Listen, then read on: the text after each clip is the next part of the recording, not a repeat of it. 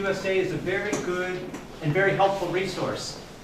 Do you all know where Education USA is located? Caspian Business Center. And what street is that on? Thank you. 44. Say it one more time. Street. Everybody heard that? So Caspian Business Center, Jafarli 44. Yeah. Do use it. It's an excellent resource. Some of you have heard this talk already, so you're all experts. Not everybody has heard this, so I hope it'll be useful for people. So let me just say a couple quick words to introduce what we're talking about tonight.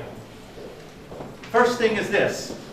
So you are interested in possibly improving your chances to be accepted by the Fulbright program. Hopefully, that's at least part of the reason why you're here tonight. My name is Jeremy Tasch, and I am a Fulbright participant here in Azerbaijan. My university in the United States is Tasch University, located right there. That's the state of Maryland. That's the symbol of our university, the Maryland tiger. Let me ask you a quick question. Do tigers live in Maryland? No. Okay, I just wanted to be sure that you knew that. Okay, so you're on your way to applying to the Fulbright program. I also just want to quickly add a very big appreciation and thank you to the Public Affairs section of the U.S. Embassy for facilitating opportunities to go study in America and for helping me to speak to everybody here tonight. Okay. What I want to do is give you information that should be useful whether or not you're a graduate student applying to the Fulbright program or independently to academic programs in the US or in Europe, or if you're a scholar or an educator also interested in going on the Fulbright program, or as Kelly said, if you're interested in other educational opportunities. Much of what I'm going to say tonight is obvious, and that's fine. Sometimes it's helpful to hear something you already know, simply to make sure that you really do know it. That's all. So I am going to start with something that's very obvious. And for those in the back who can't read this, I'll read it to you. The very bottom note I wrote here says, the United States has many different cultures. That's not news. That's obvious. So let's keep going. That's my university. That's Tulsa. Now, not only does the United States have many cultures, the United States academic programs have many different cultures.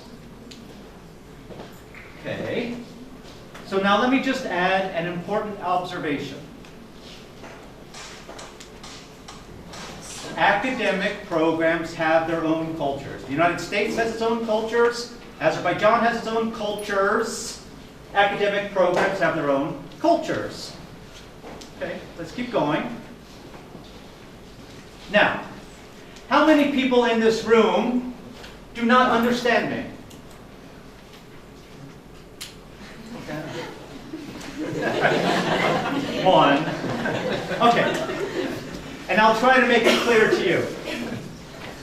Okay, you're all. So, everybody else understands me, yes? Do you understand me? Yeah. Okay. So, now let me make this very obvious observation. You might do fantastically on TOEFL. You might do very well on the test of written English. You might do excellent on IELTS, on the MELAB, on GRE, on GMAT. All of those standardized tests are very important. But they're not enough. To do well on these tests is important, but to do well on these tests is not enough. It's also important to understand the culture of Fulbright, the culture of applying to academic programs. English is important, but I'll tell you one secret. 99% of the people in the United States already speak English. Now, I'm not saying they speak well, but 99% of people in America speak English and they write English. That's not enough. It's a good start. So, what do? And this is where we start talking a little bit more specifically about Fulbright. An application, in this case the Fulbright application, is an opportunity to persuade the selection committee that this applicant should be accepted. That this person should be accepted. And not just because she knows English. Not just because she did well on one of these standardized tests. So what do we need? To be successful, you have to have a feel for the unspoken customs, for the unwritten expectations, and the requirements that govern the selection process. I'm going to repeat that. You can do fantastic on TOEFL and not get accepted. You can do so-so on TOEFL and get accepted. So what we need to understand is how to be successful in applying to the Fulbright program or to other educational opportunities. So let me try to get a little bit more specific. By the way, if anybody has questions, if there's something that's not clear, please do stop me. Please do ask for clarification. Let me try to be a little bit clearer. Okay, so we're talking about Fulbright. The Fulbright application asks you to fill out or to complete two statements. One is called the Study Research Objectives Statement, and I just copied this directly from the Fulbright application. And the second part of the Fulbright application asks you to write a personal statement.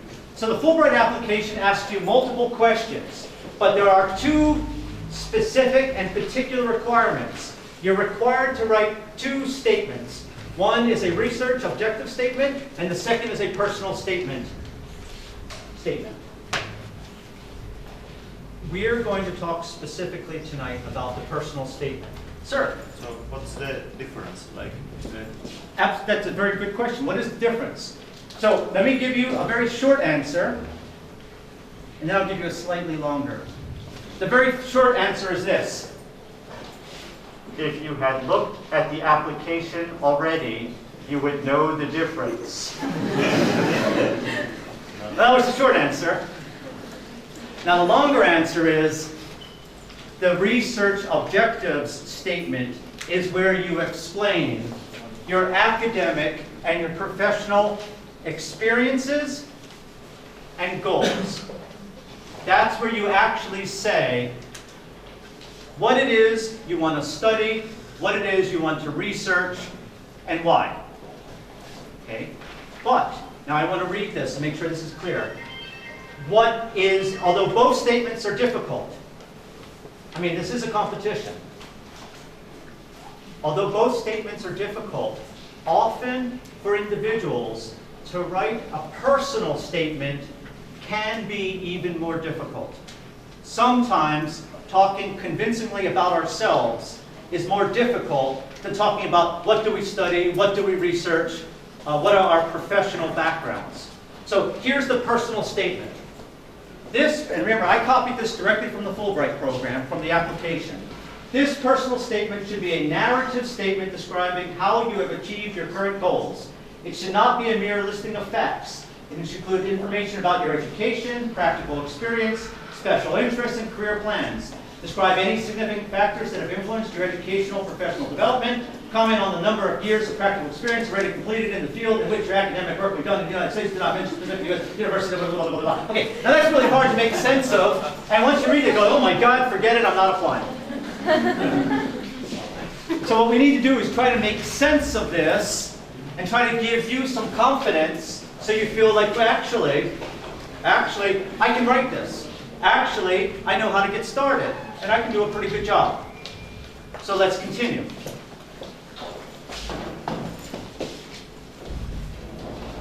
Some of you know the answers to the questions I'm about to ask.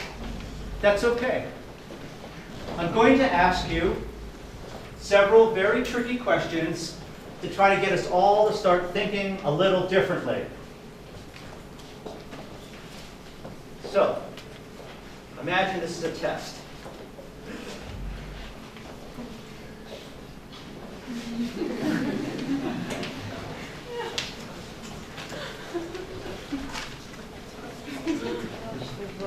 Oh, sorry, for those in the back, and why I'm pointing to you, this says, typical Fulbright applicant.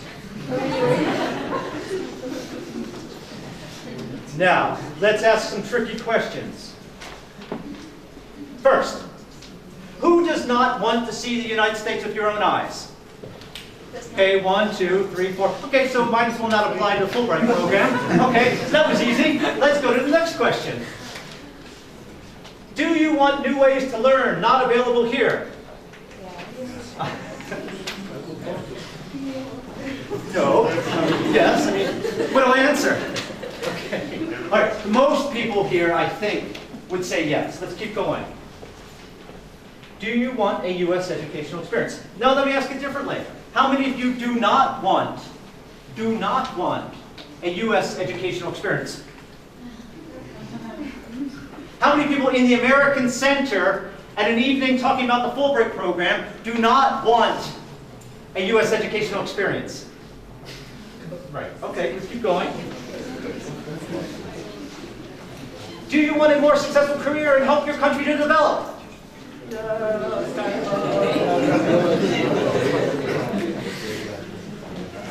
And remember, and you were right, I made fun of you, but you were right, because part of this is how do you think differently? But we're going to get back to that in a second. How many people do not love their country? Okay. So I'm going to assume that 99% of us are going to say, of course I love my country. Okay. So why do you leave for USA? Well, I'm going to ask you a different question, but right, I am trying to get us to start looking at pretty basic questions, and then to try to get us to think differently. Because, and here's the key, if all applicants have the same goals, if we answer the questions in the same way, then how will a selection committee choose you? My personal statement. So that's where we're going to move now, towards the personal statement. Imagine this for a moment. Imagine we have 110 people here tonight. And imagine all of you in time, remember the deadline's in 2 weeks, you have time, but you got to get started. Imagine all of you are successful. All of you apply in time for the Fulbright program. You meet the deadline, 110 applicants. And let's just say that there's another 110 applicants who didn't come tonight. Let's say 220 people apply for the Fulbright program. And we don't know how many finalists there will be. Let's be hopeful and say there will be 6. Let's say 220 people apply to Fulbright and 6 will be chosen. The question you have to ask yourself is, how will a selection committee choose you and not all the other applicants? Now that's the answer we have to figure out. 6 people go, 204 do not. 14. I don't, look, this is not about math. Besides, I'm a geographer. So the question then is, how do you get to be one of the 6? Okay.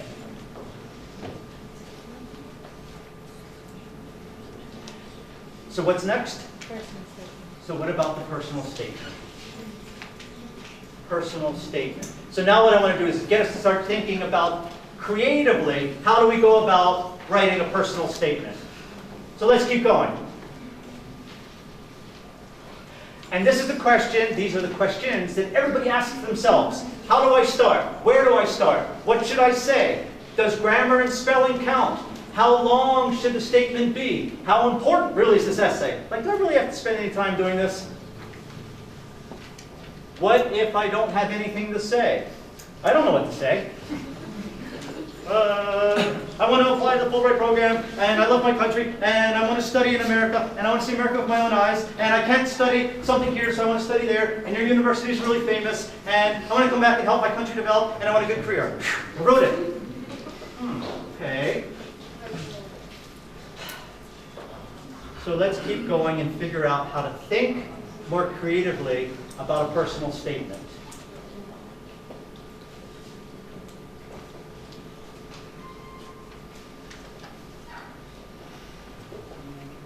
So now we have to begin. And the first step, because everything starts with a first step, is just to brainstorm. Now, personal statement or statement of purpose. If someone asked me, would you like to read a statement of purpose? What do you think my answer would be? Yes. No. No. Why? It's boring. I have a lot of things to do in my life. If you tell me, hey, I've got a statement of purpose, I'll go, really? Oh. Now, what do you like to read? Books. Okay, what do you like to read? Newspapers. Newspapers. Stories. Stories. News. Someone already said that. Don't just repeat what everybody else says. I love my country. What do you like to read? Magazines. Okay, how come nobody said, I like to read statement of purposes? Because they're boring? Okay. Statement of purpose, personal statement, are usually dull. They are not inviting. Books are inviting. News is inviting. Magazines are inviting. Here, read a statement of purpose. No. Read this really cool story. Okay. So let's use that. Suppose, instead of personal statement, it said, write a story about exploration. Okay, now maybe you don't care about exploration, but it already sounds different than personal statement. Or, you say, I don't care about exploration. Okay, hold on. What about, it said, write your story. Suppose your assignment was, write my story. Not personal statement, but write my story. How would you start my story? If you were going to write something about yourself that would get other people interested, how would you start it?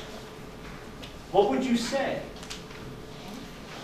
How would you grab, boy, that was loud. That's the purpose. How would you grab people's attention if you were to write my story? Suppose you were going to write a bestseller, a book that everybody wants to read. How would you start it? Now, you wouldn't start it by saying, I am writing a personal statement. I thank you for the opportunity to apply to the Fulbright program. This is a great opportunity, and I thank the United States government for this wonderful opportunity. Okay. No, you would write something that grabs their attention. So don't think of this as, I am writing a statement, because who wants to read it? I don't. But if you said, I'm writing a story, I'll read it. I'm writing a bestseller. Really? Okay. Curious. I'm writing something about exploration. Well, that already sounds interesting. Okay. So you're trying to use these mechanisms to make something interesting. Not boring, not sounding as everybody else, but you're already trying to make something unique that reflects who you are. What makes you specific? What makes you not one of 220 applicants? What makes you one?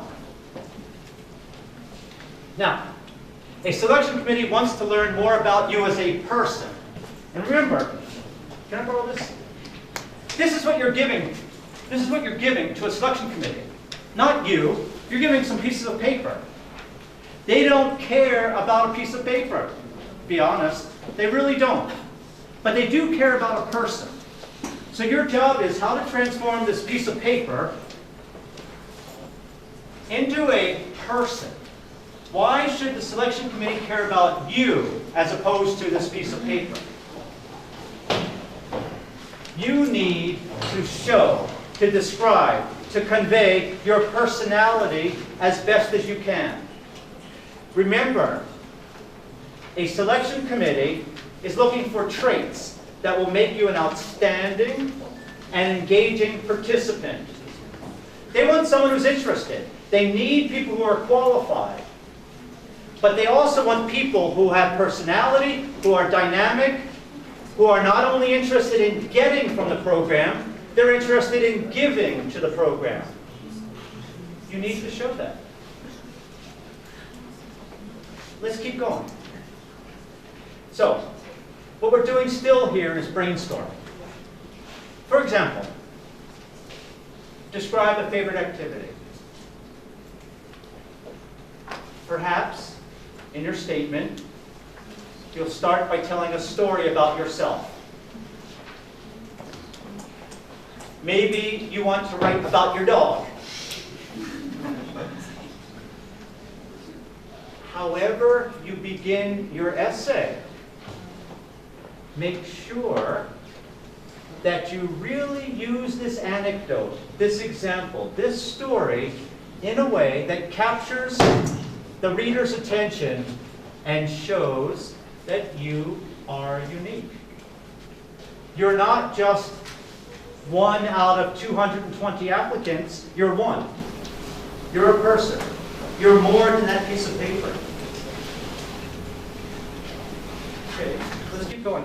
By the way, before we keep going, can I ask, does anybody have any questions at this point? Anything you want to say? But wait a minute, I don't, sorry, no questions at this time. No, sorry, tell me your question. My question is, like, for example, we wrote some story about ourselves and said that. Wouldn't the person who's reading it think that we're unprofessional, like we're acting unprofessional, not serious person, and so? Because you told them about yourself? Because you followed the directions? Because you showed that you were unique and different, and that you had a personality? I like, for example, a story about my dogs. They will think like, okay, this you're getting master's degree and you're writing about your dog, and it's kind of not. Okay. That's professional. She's true. Now, if I wrote an essay that said, my dog is fluffy, my dog is cute, I love my dog loves me. Then you are right. They will not take me seriously. And they'll go, great, goodbye. So the trick is, how do you write about your dog in a way that grabs their attention and shows that there's a reason? There's a reason to talk about your dog. Not just because I like the dog, which you probably do, but you got to actually show a reason. And that's how you show that you're professional. That shows that you're thinking, because you took something unexpected. The committee doesn't expect you to write about your dog. So what if you did? But in a way that captured their attention. You just showed that you're not just 220, you're one. The committee's going to go, hey, that's interesting. Boy, I wouldn't have expected that. You caught them. As soon as a committee member says, I wouldn't have expected that, they have attention. They want to know a little bit more about you. If it's, I love my country, I want to see my country develop, my country is a no country, we're still, okay, you know what? Yes, we know that. But you haven't caught their attention. And that's what your job is in this application. You've got to capture their attention. Professionally, absolutely. How do you do that? That's what we're talking about. The information that you write about should be stated sincerely and naturally. I love my country. Great. When you talk to your friends, you say, I love my country. It's not natural. You say, hey, you know what? I had a terrible day. That's natural. The information should be stated sincerely and naturally. Keep going. What are the most compelling reasons you can give for the admissions committee to be interested in you. Now, if your dog is cute, it might be. That's not a compelling reason for the selection committee to be interested in you. Let's keep going. If you're like most people, and this includes me, your life story lacks drama. Come on. Most of our lives aren't that exciting, to be honest. Mine too. Okay. So, figuring out a way to make your story interesting becomes the big challenge. Finding an angle or a hook becomes vital. Imagine this for a minute. You're a fisherman. You're a fisher person. You want to catch fish. You have to make a hook that's attractive to catch fish. That's what your essay is doing.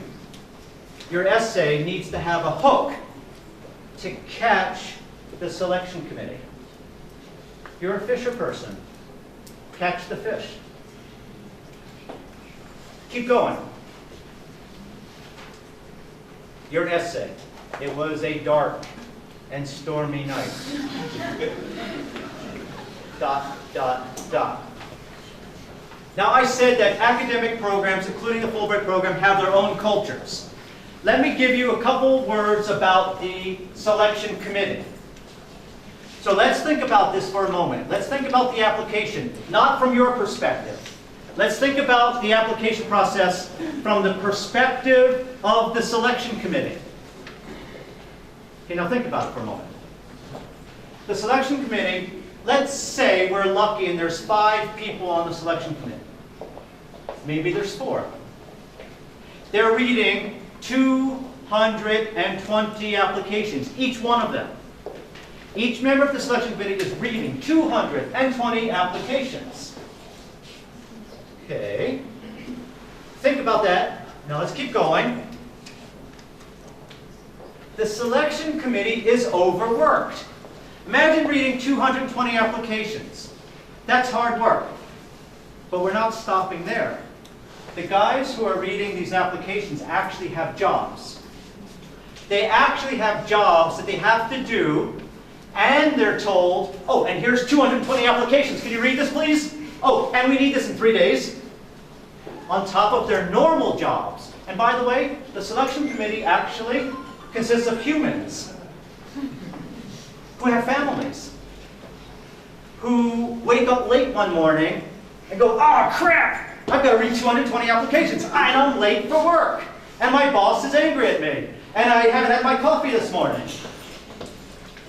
And I pour the coffee on myself, and I don't have time to change my shirt, and I run to work, and I'm feeling mad, and my boss is yelling at me, and my shirt is dirty, and I didn't get enough sleep, and my baby's crying, and I've got 220 applications to read.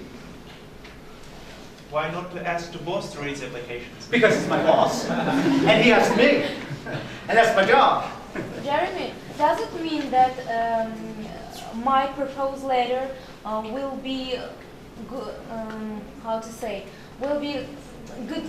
Be chosen by luck? That's a If good I am question. lucky. If you're lucky. Everyone is busy. Everyone has work. That's right. Everyone is busy. Who guarantees me that I will be the one if I have good purpose letter? So the short answer, everything starts with a short answer. There are no guarantees. No guarantee. So, in life, except taxes and death.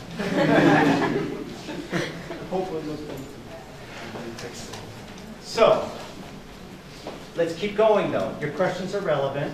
And right, you can't talk to your boss this way. We're all overworked. We're all tired. So keep that in mind. And the selection committee has limited time to evaluate your essay. Now let me tell you the ugly truth. Sometimes a selection committee is not looking for the best applicants. Sometimes a selection committee is looking for the worst applicants. Because if it's a bad application, it's very easy to read. And do you know what happens with bad applications? Let me show you what happens to bad applications. That's what happens. Oh, I'm sorry. If you didn't see that in the back, I took this gentleman's application. He worked very carefully on this. He spent 20 hours at the last minute to complete this application. And here's what I did with it. I'm sorry. I tossed it aside. Very easy. Because his essay wasn't interesting. Because there were mistakes in it. Because it was too short. Or because it was too long.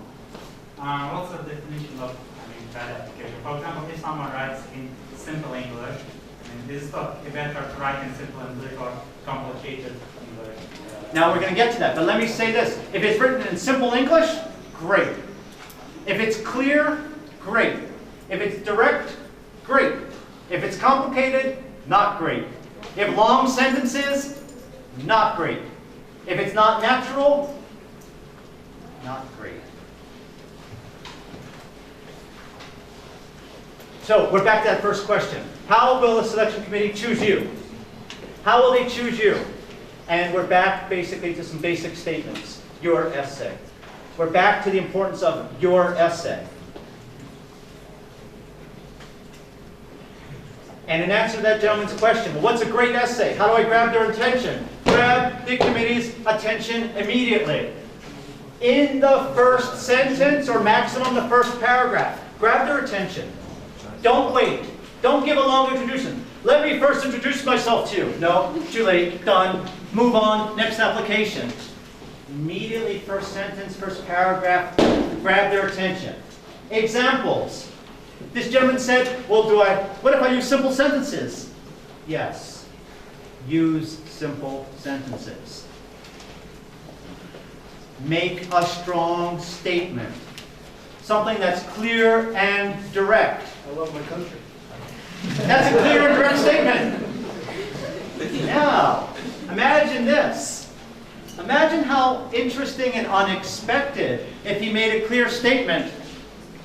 I don't love my country. Now, don't you think the selection committee is saying, ooh, what?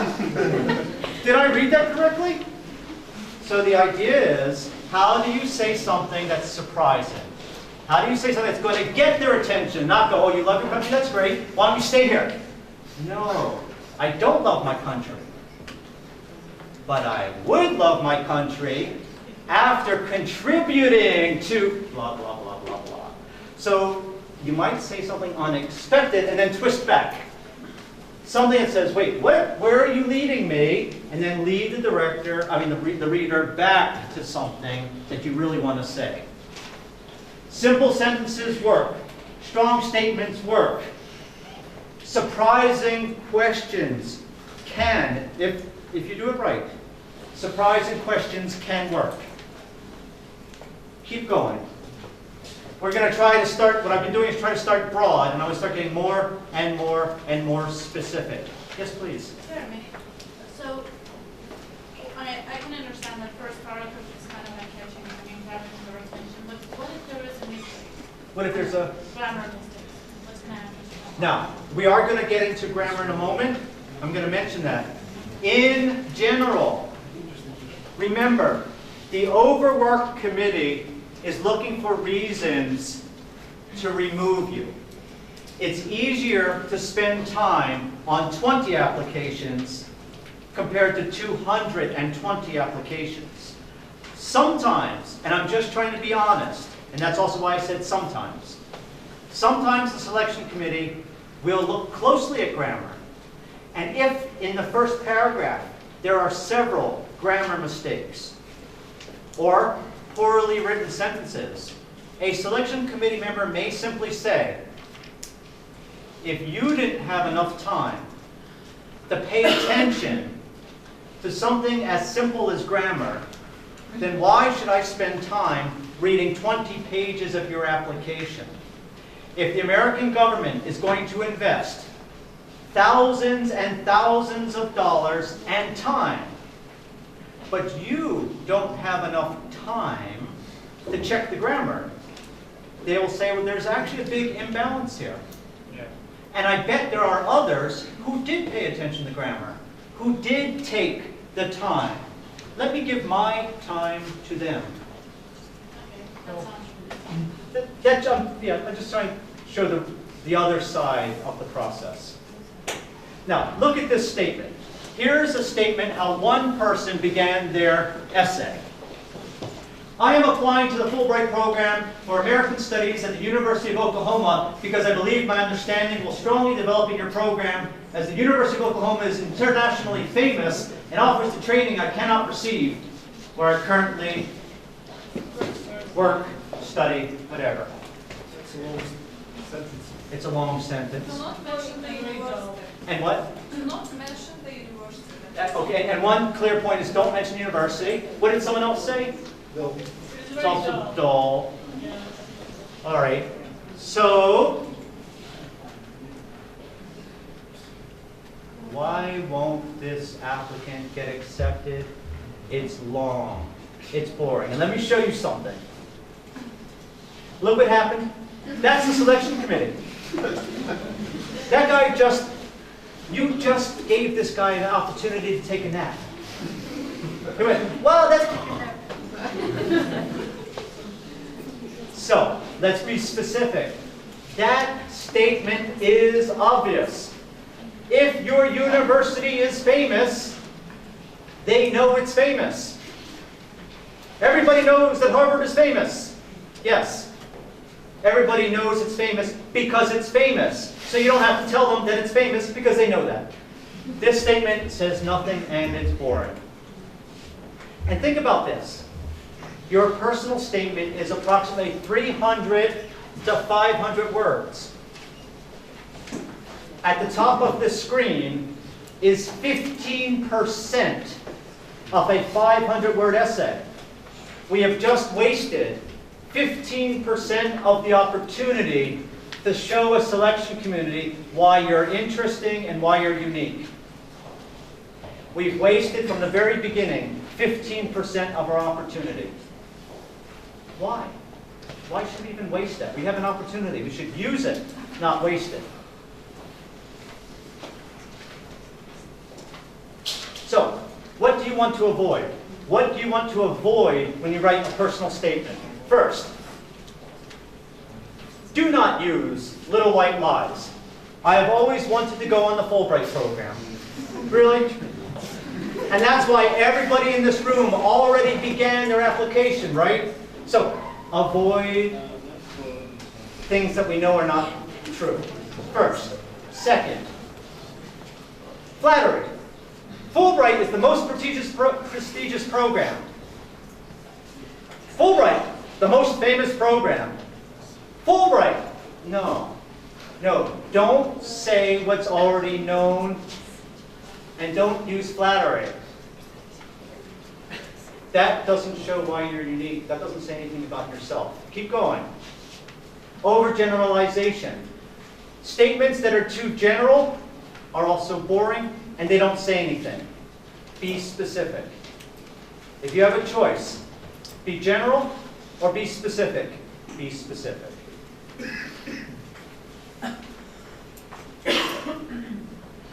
Avoid philosophical statements.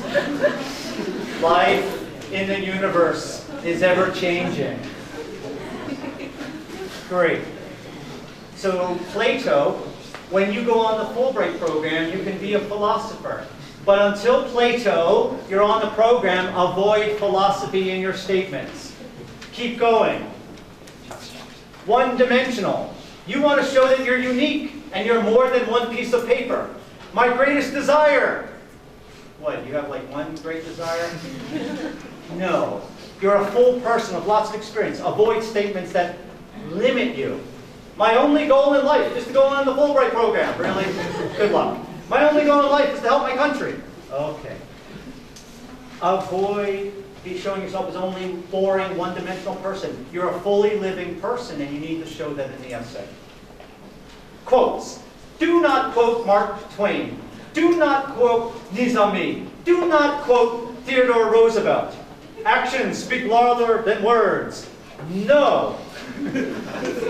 You speak speak louder than words. Do not quote others, quote yourself. Many people like to start the top of their statement with a quote. As Franklin Roosevelt once said, who cares?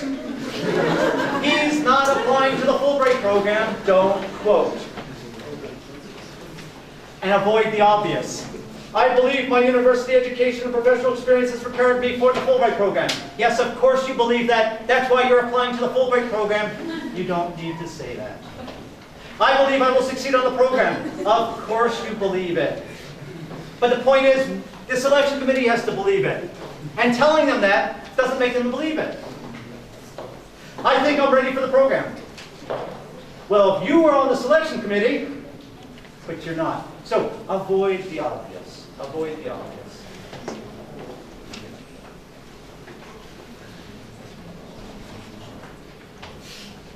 My work as a teacher's assistant was challenging. Okay, so there's two things. One, it's too general. Now I said there's a typo in this sentence. Where's the typo? Where's the mistake?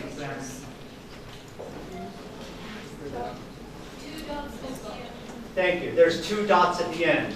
That may look very, very minor that there's 2 dots at the end. But remember, the selection committee is reading 220 applications. They're trying to find a way to read 20 applications. If there's 2 dots here and someone else does not have 2 dots, why give them even a reason to remove your application? And the statement's too general. So keep going. I think I can contribute a great deal to the program. So, it's too general. Now this one is better. Remember, I'm not saying what's best. I'm just saying this one is a better statement. My work as an instructor in a bilingual 3rd grade classroom included planning and implementing lessons in English and Azeri, organizing recess activities, and working individually with students who needed extra help with reading and writing skills. Now, it's a long statement. We can figure out how to make it stronger, but the point is this is better. This is already a bit more specific and detailed than the other statements.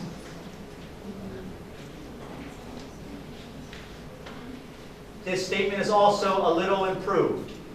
I also plan to use the analytic skills developed at, be specific, give the name at the school where you graduated from or where you're working at, and the critical reading and writing skills developed in my, maybe you could actually list a couple of key courses you've taken that shows you've already accomplished something.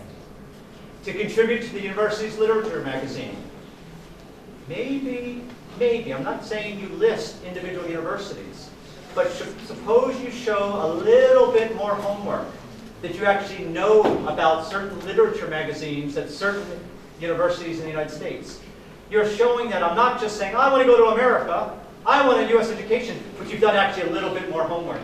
You know a little bit more detailed information than perhaps another applicant. That also shows your seriousness and your preparation. And to serve as a tutor in the Writing Center. To even say that you want to give back. Not only to say, here's what I need to study, but in fact, here's what I'm willing to give.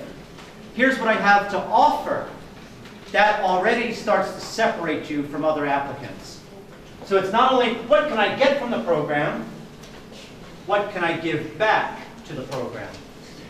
That's a way to separate yourself. Now, again, still at the stage of brainstorming.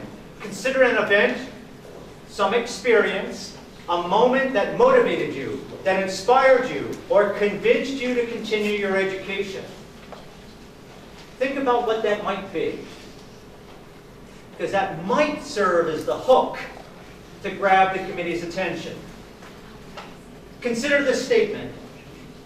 When I was 11, my great-aunt Ainora passed away and left me something that changed my life. Her collection of books about other countries. Tochka. Some of my best days were spent reading her books and thinking about other countries. Since then, I have wanted to become a diplomat. Again, we're not saying this is perfect, but Consider this. The statement's direct.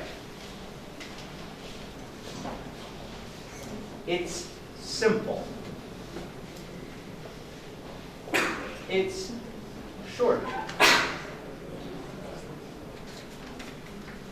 And it is giving us a small window. It's giving the selection committee a small window through which to look at this applicant, and the selection committee is curious. They actually want to keep reading. And if the selection committee wants to keep reading, you've hooked them. You successfully threw out your hook, and now you're pulling them. Now your essay is being effective.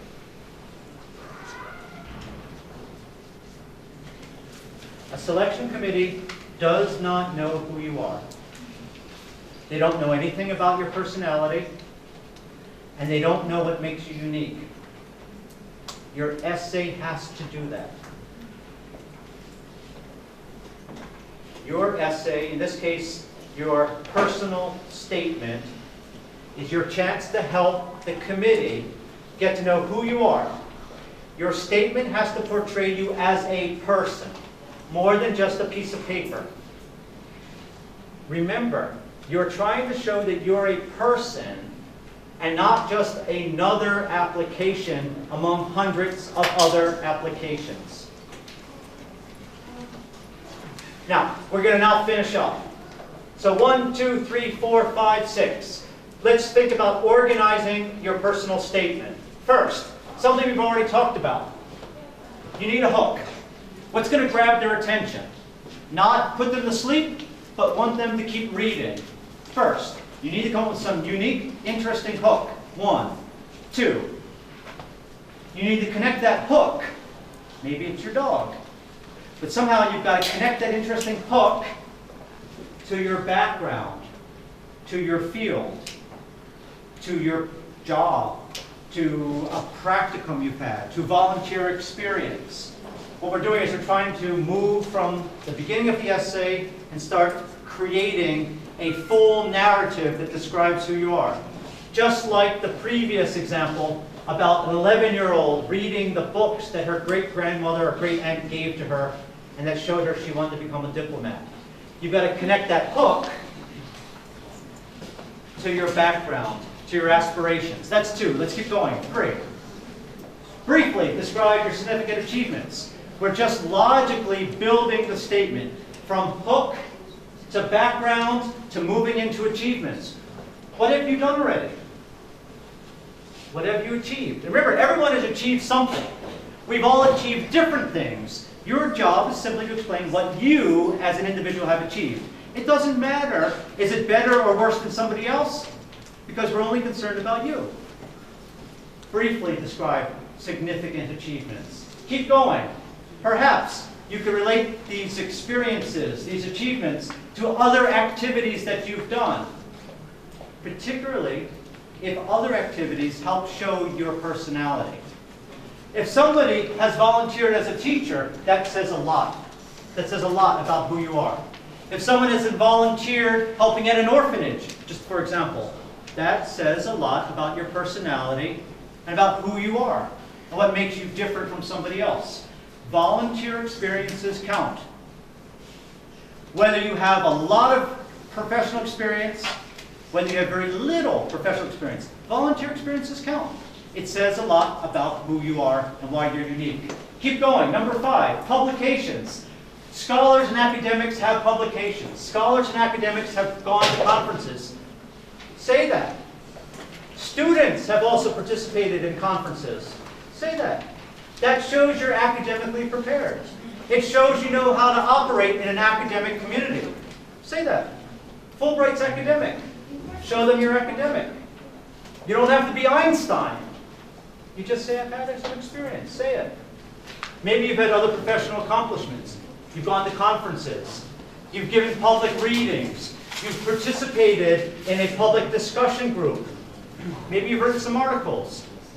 Think about it for yourself and include it in your essay. Because finally, we're back to this guy. Finally, the Fulbright program requires you to write 2 statements.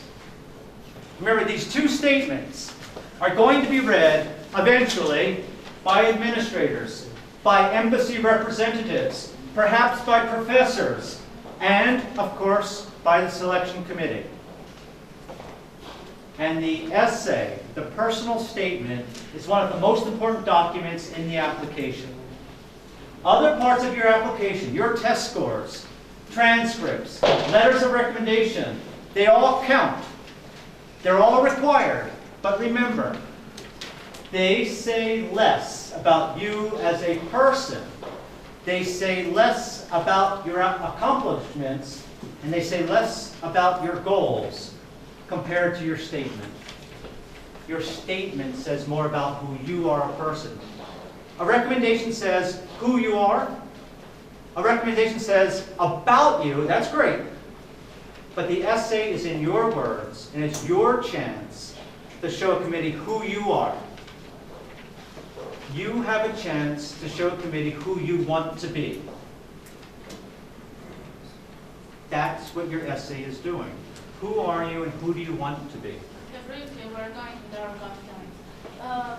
So the other essay is going to be field of study, right? And the other one is for research, field of study. Yes.